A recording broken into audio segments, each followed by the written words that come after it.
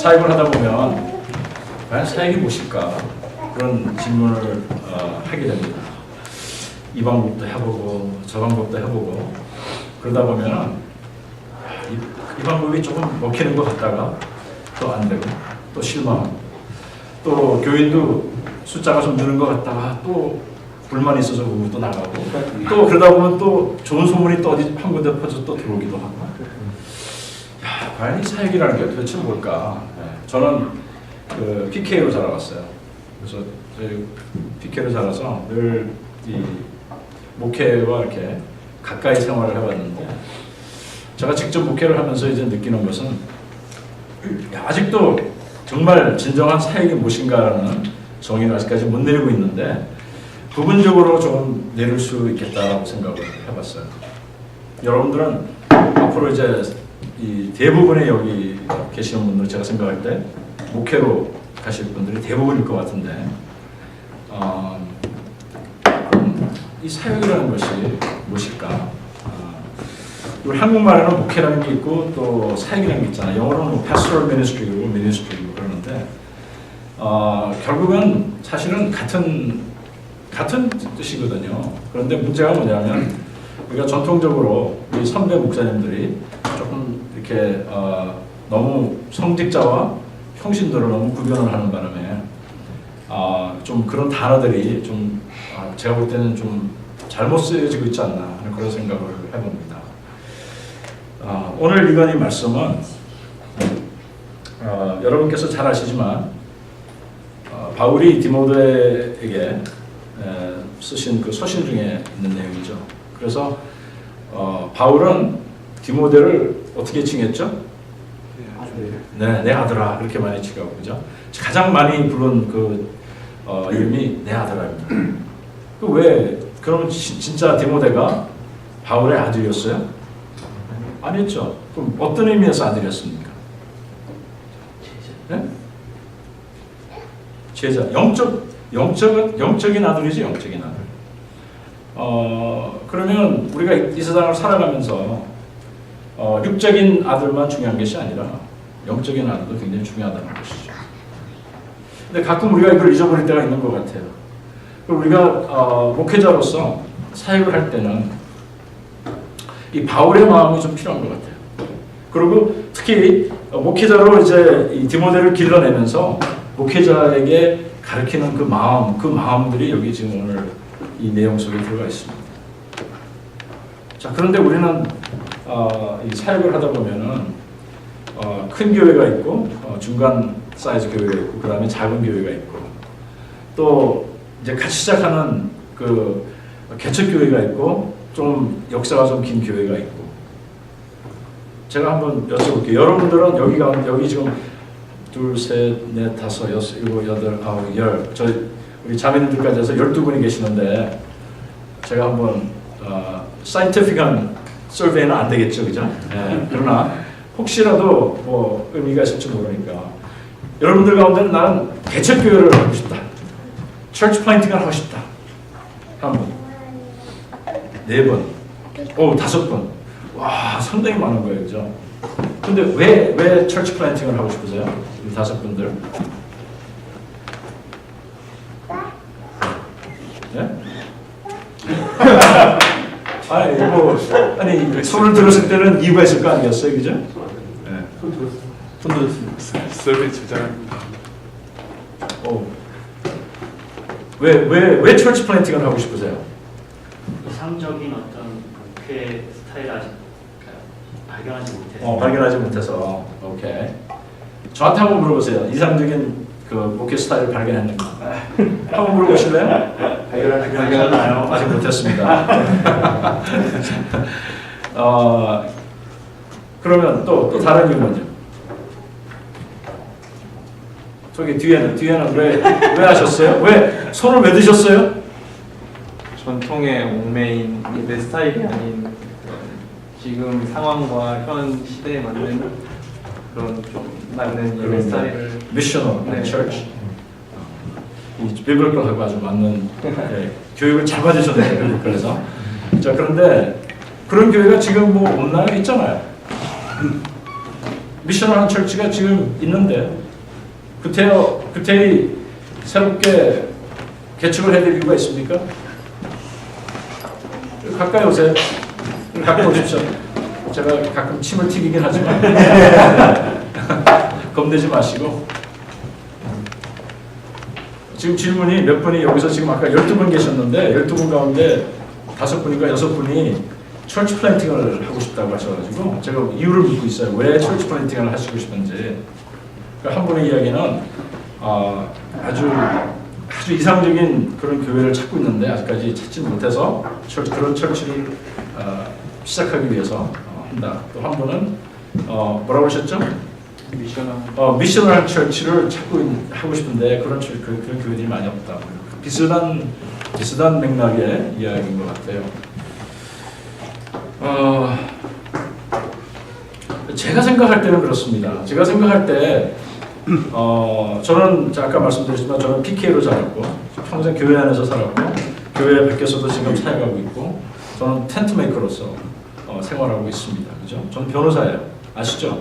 저는 텐트 메이커고 지금 30년 이상 지금 변호사로 살고 있고 그 다음에 아버님 밑에서 뭐 다 배웠죠. 뭐 여러 가지 이렇게 눈으로 배우고 주워 만드는 것도 옛날에 제가 어릴 때는 끌빵 있죠. 끌빵. 여러분 끌빵 아세요? 끌빵이 뭔지 여러분들 어려서 잘 모르실 거예요. 끌빵이 있어요. 이 쇠가 쫙 이렇게 돼가지고 길쭉한 거. 거기다가 웩스로 된 페이퍼를 딱 얹고 아주 샤프한 그 송곳 같은 그 펜 같은 거로 긁는 거예요. 긁으면 글이 쫙 써져가지고 그거를 실크 스크린 하는 거기다가 딱 놓고서 잉크를 쫙 돌리면 잉크가 그로 나와서 거기 주보가 인쇄가 되는 그런 시대를 저는 살았습니다. 그러니까 그러면서 저는 미국에서 좀 미국에 14살 때 왔어요. 14살 때고 지금 44년 됐습니다. 미국 이제 44년 됐고 그 다음에 저희 제가 미국에서 목회를 시작한 것은 98년부터 됐습니다. 이제 이 과정을 통해서 제가 이제 느끼는 것은 뭐냐면 첫째 다들 왜 목회를 하시는가? 첫째 저는 그걸 늘 묻고 싶어요. 여기 계시는 분들은 왜 신학교를 다니는지 묻고 싶고 둘째는 왜 목회를 하는지 묻고 싶고 그 다음에 공부를 끝나고 나면 어떤 사역을 하실 건가 묻고 싶어요. 그런데 대부분의 제가 접하는 많은 분들의 그 목회 스타일과 그 사역의 스타일은 조직적이에요. 교회가 어떠한 조직이 반드시 필요하죠, 그죠? 오르가니제이션과 스트럭처가 반드시 필요합니다. 필요한데 조직이라는 것은 뭐냐면 어떤 회사 경영하듯이 RB가 굉장히 분명하고 그다음에 그 위에서 내려오는 명령에 따라서 움직여지는 그러한 조직과 그다음에 교회가 사역이라는 것이 다 살펴보면 전부 다 거의 100%가 돼 있어요. 프로그램화 되어 있다고. 프로그램화 됐다는 말은 누군가가 그 프로그램을 어디서 전수받거나 아니면 개발을 하거나 아니면 어떤 책에서 배워서 그것을 시도를 해서 그 교회에 이제 적용이 되도록 자리를 잡도록 그렇게 하는 것인데 한번 제가 생각해봤어요. 이것이 사역인가? 이게 사역인가? 성경 속에 예수님께서나 바울이 사역에 대해서 이야기하면서 그러한 것을 우리에게 가르친 적이 있나?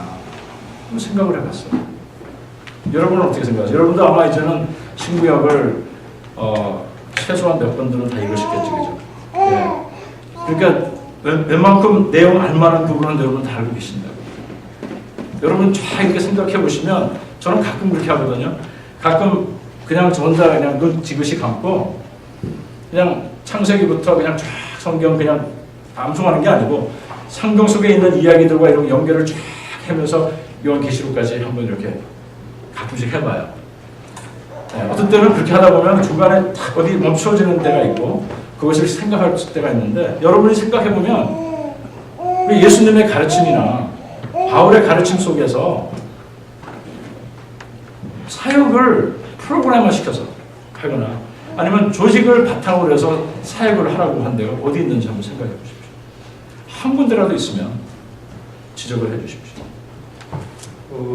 저는 지난주에 그런 얘기 했는데 전쟁을 할 때, 전쟁의 싸움을 할 때 지금 전쟁의 상대는 사탄이니까 사탄과 싸울 때 사탄과 이길 수 있으면 세울 것 같으면 같이 해야 돼요. 여기 있으면 가라는 거죠. 근데 우리가 이제는 세상이 변했고 예수님의 사역과 바울 사역과 지금 사역이 아니니까 좀 다른 조직화되는 게 필요하다 해야 돼요. 선생님들 우리가 선생님 그런 것들이 지금 시대적으로 필요성이 있지 않나 예. 부분에 대해서는 생각해요. 예, 제가 조직이 필요 없다고 하지는 않았어요. 네. 조직은 반드시 필요합니다. 제가 조직을 부인하는 건 아니고요. 저는 조직 때문에 제가 생계를 유지할 수 있는 사람입니다. 그러니까 조직을 저는 무시하는 건 아니고, 그리고 조직은 반드시 필요하고, 사람이 두 사람만 있으면 조직이 일어나요. 그죠? 스트럭처가 있는데, 제 질문은 잘 들으셔야 돼요. 조직으로 사역하느냐 이 말이었어요. 질문이. 조직이 사역하는 것인지, 사역은 누가 합니까? 조직이 하는 것이에요? 사람이 하는 것이라는 거죠. 근데 우리는 사역을 하면서 사역자나 목회자들이 사람이 사역한다는 걸 잊어버리고 있어요. 사람이 사역한다는 걸 잊어버리고 살아간다는 거예요. 제 포인트는. 그래서 사역이라고 그러는데 프로그램을 갖다 들여다 놓고 또 어떤 스트럭처를 통해서 어떤 그 디파트먼트나 어떤 그런 분야들을 운영하는 시스템으로 통해서 사역을 이루어나가려고 하는 생각이 지배적이라는 말이죠. 여러분이 가만히 생각해 보십시오. 특히 이제 비블리컬에서 여러분이 미셔널 티올로지를 배우면서 이걸 더 뼈저리게 많이 계시겠지만 실질적으로 사역이라는 것은 조직은 어떠한 그 사람이 사역할 수 있는 것을 더 효과 있게 하기 위해서 있는 것이지 조직이 사역하는 것은 아닙니다. 근데 여러분도 이제 어떤 상황이 벌어질 수 있냐면 여기서 지금 그런 도전을 받고서 이제 실질적인 어떤 여러분의 그 사역지에 나가서 일을 하다 보면 여러분이 딱 부딪히는 게 뭐예요? 바로 조직이에요. 바로 조직이고 이 스트럭처예요. 그러니까 여러분이 삶을 한 3분의 1, 한 50%를 앞으로 졸업하고 나면 3분의 1이나 50%를 이 조직과 싸우는 시간으로 낭비를 하게 돼요. 참 비참한 이야기입니다. 솔직히 말씀드리죠. 여러분들이 어려서부터 하나님의 콜링을 받고 하나님의 일꾼으로서 섬기겠다고 다른 거를 다 내팽개치고 사역에 뛰어들으신 거예요.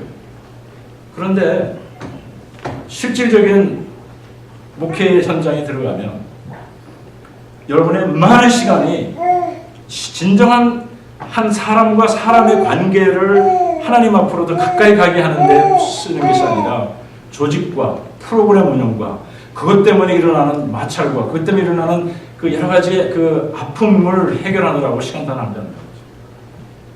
여러분 그렇게 하고 싶으세요? 저는 바울이 오늘 이 말씀을 디모데에게 줬다고 생각을 해요. 이 말씀. 보세요. 첫째는 내 아들아 그러므로 내가 그리스도 예수 안에 있는 은혜 안에서 강하라고 했습니다. 강하라고 했습니다. 여러분이 강할 수 있는 준비가 되어 있습니까? 강하다는 게 뭐예요?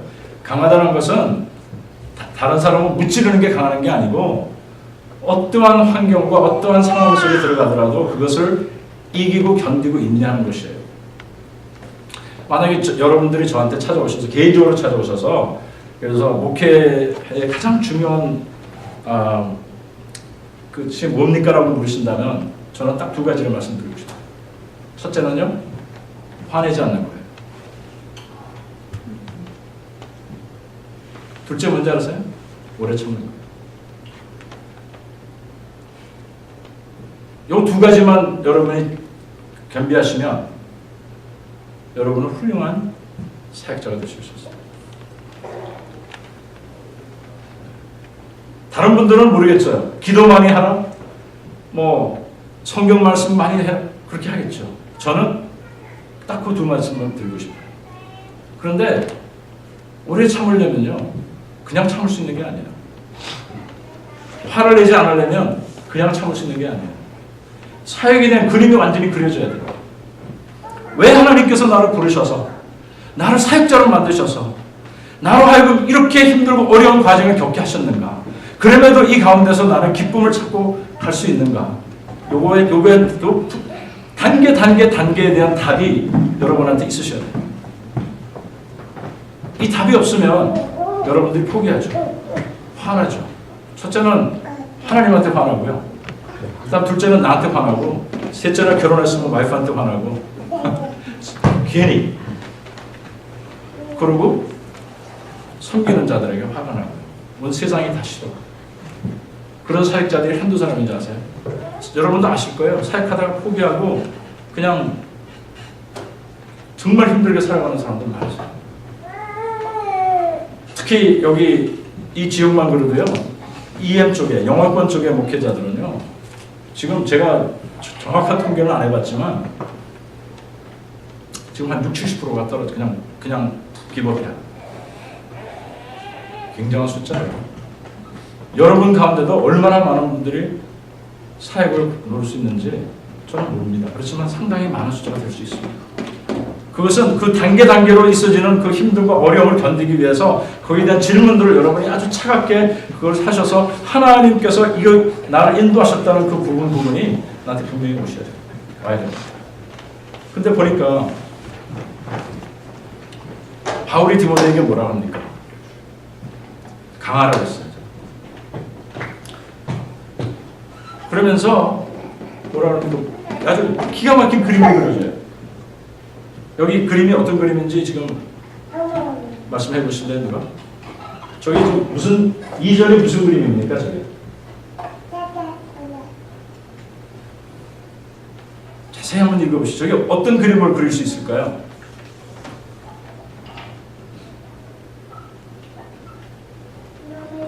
지금 저 문자로 돼 있잖아요. 글로 돼 있잖아요. 이걸 누가 그림으로 한번 그려주십시오.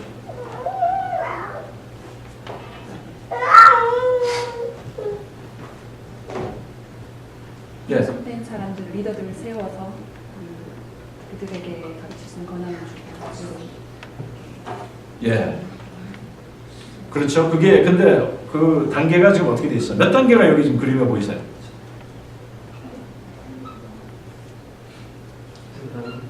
네? 세 단계? 세 단계? 두 단계? 한 단계? 세 단계. 4단계라고 생각하시는 분.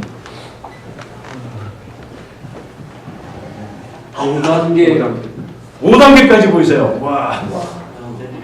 저는 4단계까지는 설명할 수 있는데.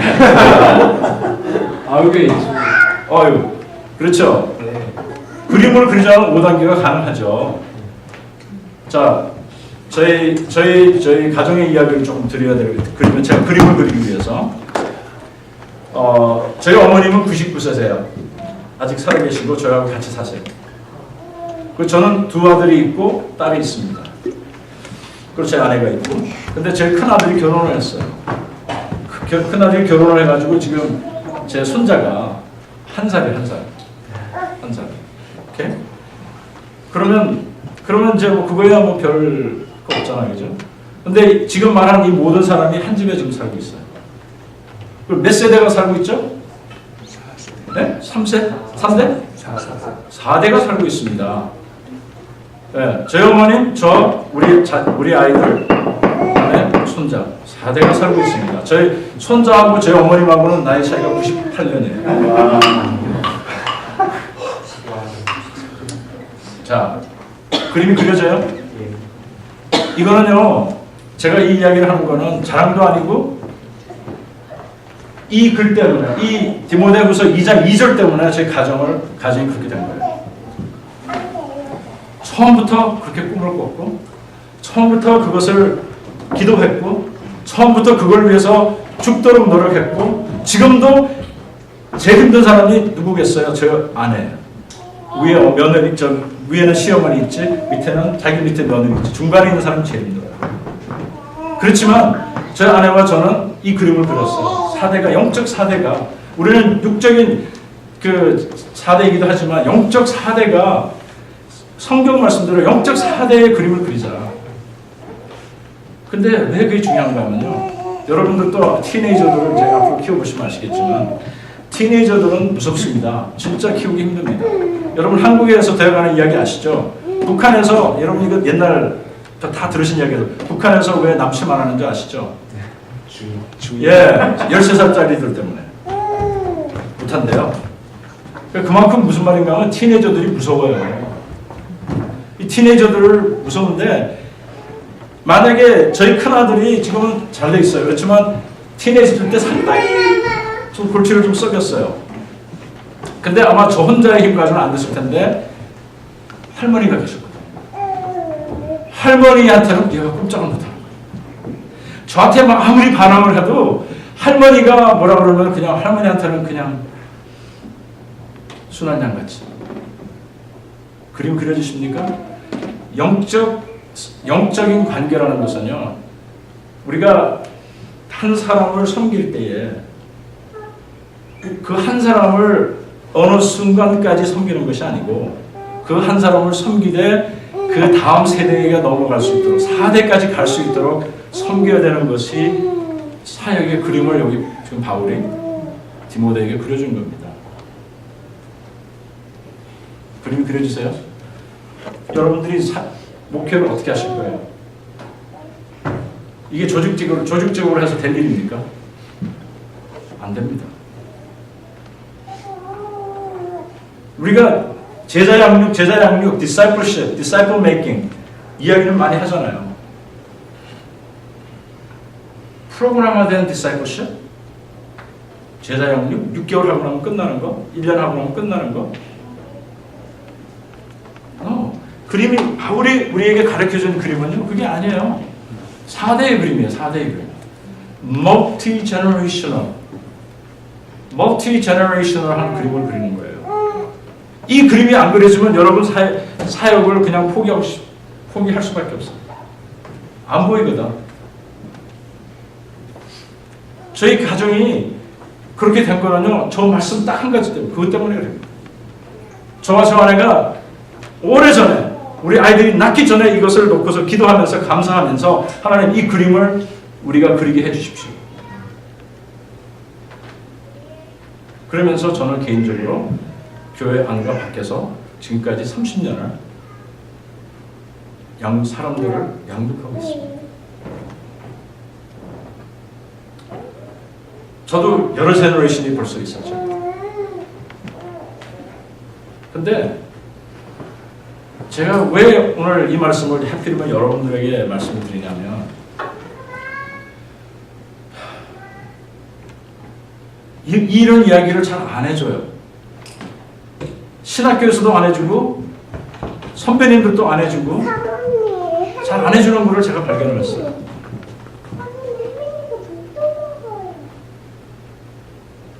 왜 그런가 하면요, 여러분들이 앞으로 양육자가 되시려면 여러분들이 양육을 받으셔야 돼요. 저희 아들은 저한테 받고 할머니한테 받고 해서 양육 잘해요. 닥치는 대로 친구들도 닥치는 대로 양육하고 밑에 있는 사람은 닥치는 양육하고 지 아들도 양육 잘해요. 그리고 그렇다고 해서 클래스에 뭐 앉아가지고 너 이렇게 해라 저렇게 해라 프로그램 한 거 아니에요. 그냥 그거 보고 자란 거예요. 살아온 거예요. 자, 한 가지 더 물어볼게요.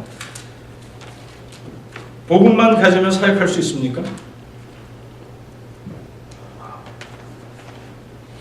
복음만 있으면 사역할 수 있다고 생각하시는 분 손 들어보십시오. 괜히 겁이 나서 만드시는 것 같은데 평소에 그렇게 생각하지 않으셨나요? 나는 복음만 사수하고 복음만 가지면 사역할 수 있다. 많은 분들이 그렇게 생각하실 거예요. 왜? 좋은 의미에서. 그건 저는 나쁘다고 생각하지 않아요. 그리고 여러분 틀리다고 말씀드리지 싶지 않아요. 그러나 이 말씀을 보실래요? 데살로니가 전서 2장 8절을 한번 보십시오.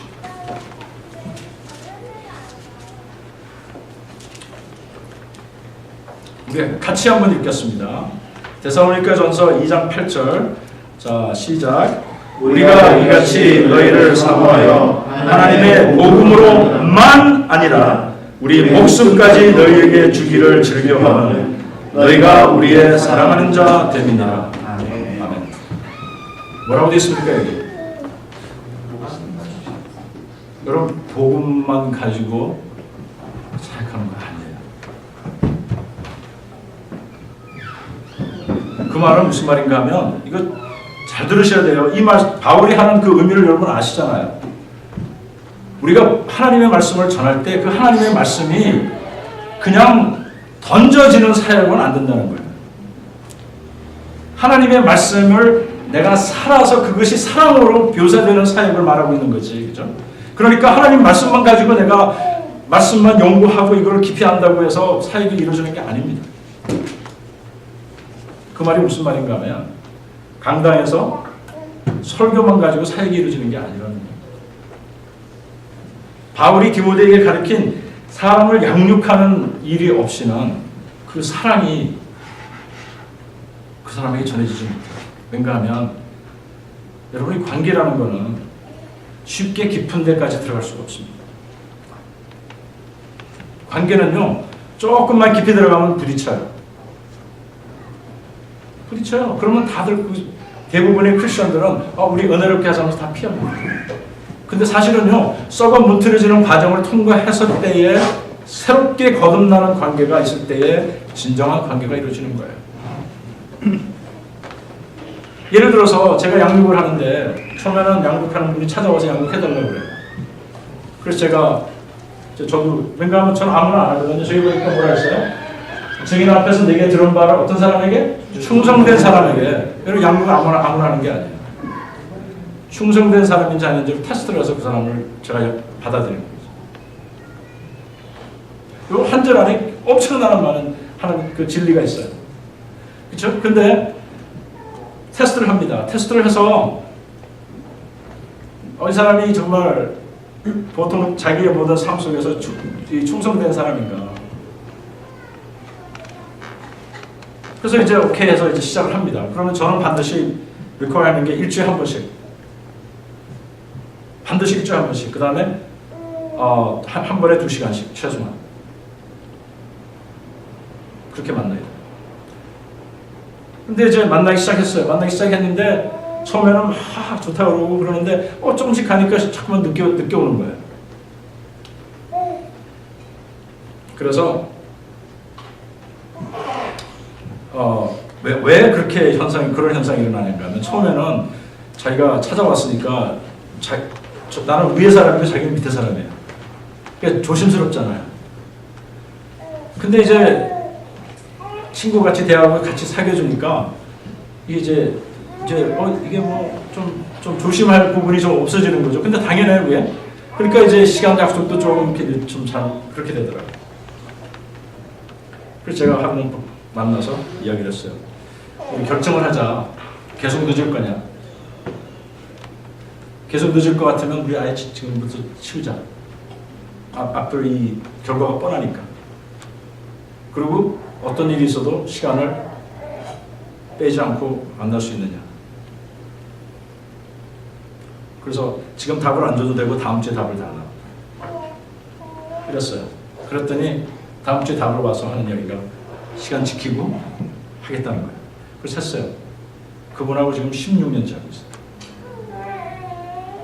16년째. 그리고 그 밑에 몇 세대가 있어요. 제가 이 말씀 왜 드린가 하면 여러분이 우리가 목회자의 할 일은요 교회를 잘 돌보고 케어하고 하는 것을 해야 되지만 목회자는 리더를 양성해야 돼요. 사역자를 양성을 해야 돼요. 사역자.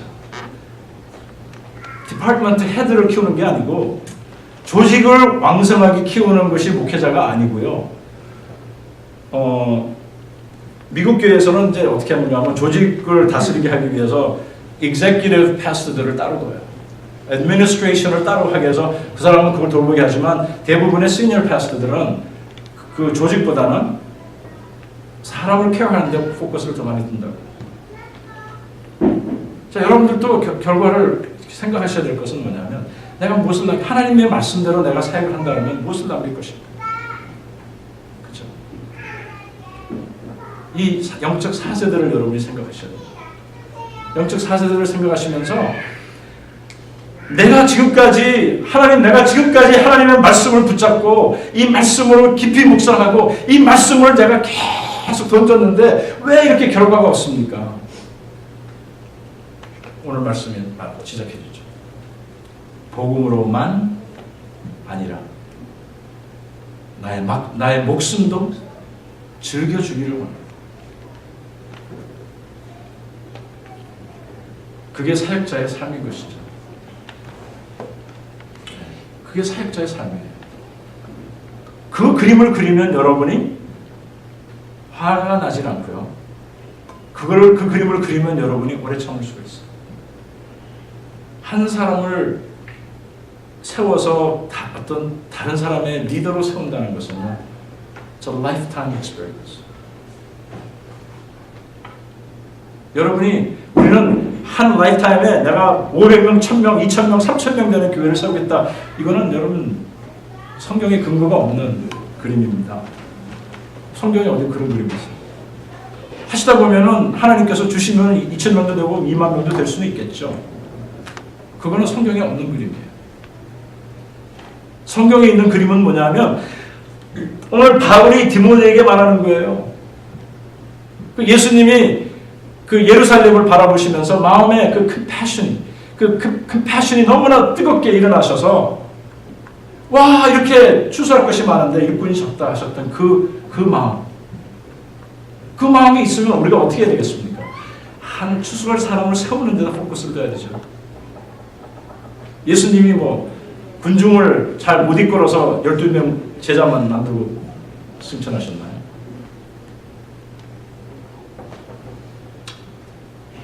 예수님께서 우리에게 주신 모델이 있잖아요. Disciple making. Therefore go and make disciples of all nations. 그렇죠? 근데 우리는 그거는 그냥 암송 요절이에요. 우리의 목회자들의 삶 속에, 사역자들의 삶 속에 그냥 요절이에요. 그걸 안 사는 거예요. 그런데 목회자들이 뭘 요구하는가 하면 교회가 원하는 것은 제자 양육을 합니다. 그럼 목사님은 제자를 몇 명이나 양육하셨습니까?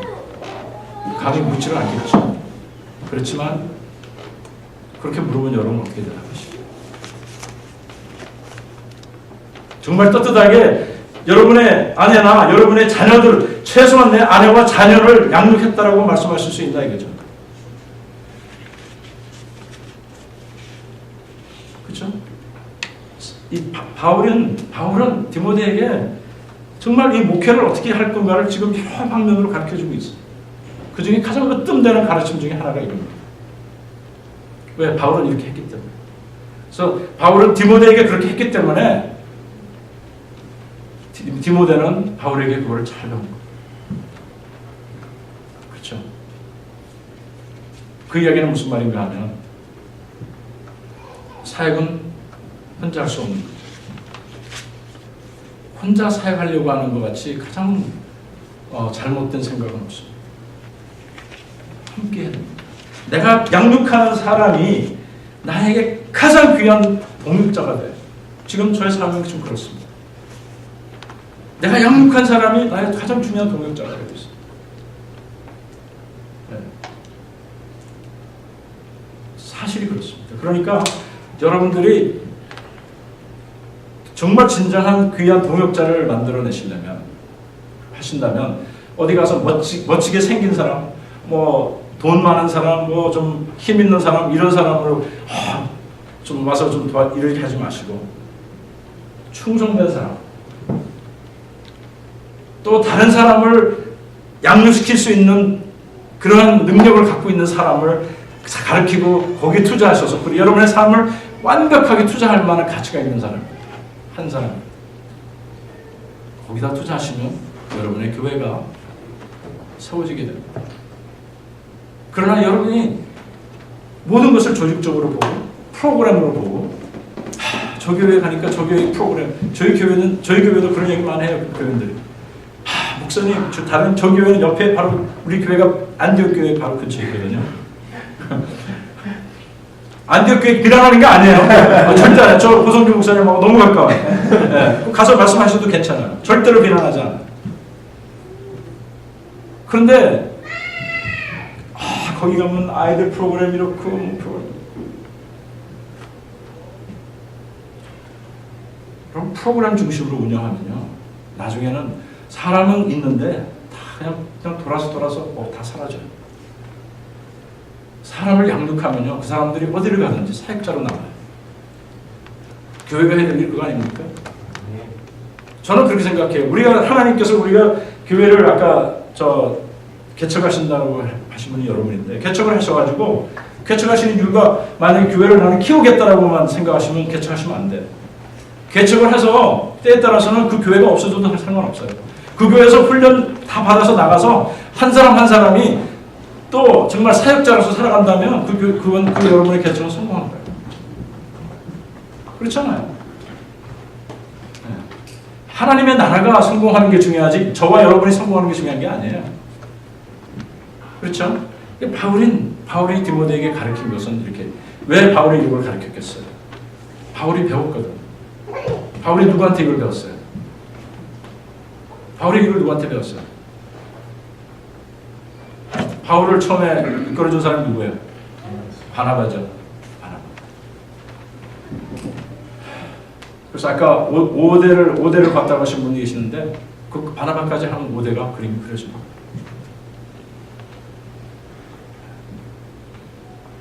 바울이 그냥 할 수 있는 게 아니에요. 바울도 그 율법 따지고 조직 따지고 뭐 어떻게 행동 따지고 했던 사람이었어요. 네? 자기 자신을 바리새인 중에 바리새인이라고 말했던 사람이었어요. 그 사람이 변하면서 가장 크게 바뀐 게 뭡니까? 사람을 보게 된 거죠. 사역자가 무엇이라는 걸 깨닫게 된 거죠. 저는 여러분이 저는 신학 공부하는 것도 참 좋아해요. 왜 그런가 하니까 목회를 하든 안 하든 신학 공부를 하면서 참 많은 것들을 우리가 배운다고 생각을 하고 우리의 모든 삶에 굉장히 도움이 된다고 생각을 합니다. 그런데 문제는 여러분이 신학을 통해서 똑같은 어떤 다른 모습 속으로 사역을 들어간다면 정말 하나님께서 원하시는 여러분 홀링일까? 이런 생각을 심각하게 하시죠. 그래서 이 바울과 디모데의 이 모습을 생각하시고 또 아까 제가 읽어드린 그 데살로니가 전서 2장 8절 말씀 복음으로만 아니라 내 목숨까지도 그 말씀을 기억하시면서 이제 내가 사역자로서 분명히 살아간다면 이 그림을 그려야 되겠다. 그러면서 여러분이 오늘 안 하셨으면 여러분의 가정에서 시작하십시오. 여러분의 아내, 여러분의 자녀 먼저 양육하세요. 아니면 여러분이 가까운 여러분의 형제들 먼저 양육하세요. 여러분 안 그러면 여러분 할 말이 없어요. 목회자가 양육을 해보지 않은 상황 속에서 교회에서 양육을 외친다면 여러분 그건 쉽게 말하면 위선이에요. 양육의 원리만 가르쳐서 되는 게 아닙니다. 양육은 삶을 나눠야 돼요. 네. 여러분 집에서 반드시 집에서 아이들 지금 여기 꼬마들이 있는데요. 저도 손자 1살짜리가 있는데 저는 우리 아이가 태어나기 전에 우리 아들한테 이야기했어요. 내 얘 나자마자 양육 시작한다. 알고 있어요. 그렇죠. 하고 있어요. 아침 저녁으로 양육하고 있어요. 뭐겠어요? 그냥 사랑해 주는 거죠. 만나면 기도. 그 얘가 이제는 몇 달 전부터 기도하자 그러면 손 다 모아서 기도해요. 이게 양육이에요. 네. 양육하는 거죠. 근데 우리 아들은 지금 30대 중반이라 너무 바쁜 거예요. 애하고 보낼 시간이 없어. 처음에는 뭐 저보고 그래. 아빠 같이 우리는 안 키울 거야. 이럴 뭐 그러더라고. 그래서 내가 그래 보자. 제가 보내는 시간보다 더 적게 보내. 그래서 제가 요즘은 그래도 잘난 체 안 하려고 그냥 가만히 있죠. 네. 근데 그랬거든요. 우리 며느리한테도 너 남편 10년 동안 볼 생각하지 마. 제가 10년은 죽자사자 뛰어야 되니까 그렇게까지 이야기를 했는데 그래도 참 잘해요. 잘하긴 하는데 양육을 하는 거죠. 그렇게 하는 거예요. 그래서 이제 제 계획은 뭐냐면 걔가 이제 지 혼자 걸어다니고 뭐든지 다 먹을 수 있을 때 되면 저는 제가 여행 다닐 때 먼 여행을 가더라도 외국 여행을 가더라도 저는 데리고 다닐 거예요. 계획을 다 해놨습니다. 하나님께서 그렇게 해주시기를 간구하고 기도하면서 기다리고 있습니다. 얼마나 그게 하고 싶은지. 삶을 같이 사는 거예요. 삶을 살고 내 삶을 그냥 보여주는 거지. 그게 양육이에요. 하나님께서는 하나님의 일을 이렇게 해라 저렇게 해라 이론을 하는 것이 아니라 할아버지가 하고 있는 것이 이런 거야. 그걸 보여주는 거죠. 그렇습니다. 그래서 여러분이 사역을 생각하실 때 저는 여러분이 제일 먼저 이 디사이플 메이킹을 먼저 생각했으면 좋겠어요. 이거를 통해서 하나님께서 여러분의 삶에 정말 감당할 수 없는 그런 큰 기쁨을 여러분에게 주셔야 돼요. 저는 그걸 너무 많이 체험해요. 그래서 여러분들에게 자신 있게 권할 수도 있지만 하나님의 말씀의 근거가 너무나 분명하기 때문에 여러분들에게 권하게 되었습니다. 기도하겠습니다.